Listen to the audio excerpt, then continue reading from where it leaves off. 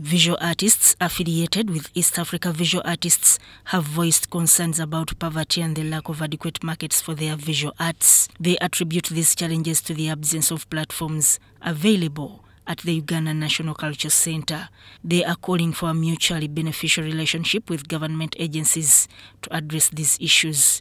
They called for government support to be directed towards activities that directly benefit visual artists rather than intermediaries who claim to represent artists and set up startups on their behalf. Because when artists hear of UNCC, they think, maybe it's only for musicians, it's only for filmmakers. I want to support the artists and also artists to support UNCC. Because you can see that when they talk of, for example, Emyooga scheme, they are talking about farming and everything. But you ask, is there any startup for artists, visual artists to catch in?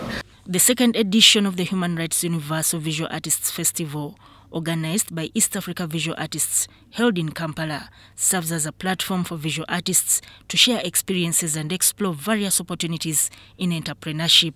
We saw there was a gap between visual artists and how they can earn an income, because visual artists have not had, mostly painters and sculptors, they don't have platforms whereby people can come, view their works, apart from walking in galleries.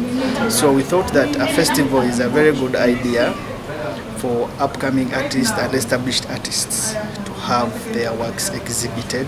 The director of East Africa Visual Artists, Vincent, Kyabayinze, emphasized that government investment in visual artists with startups could greatly enhance the promotion of culture, tourism, and overall developments.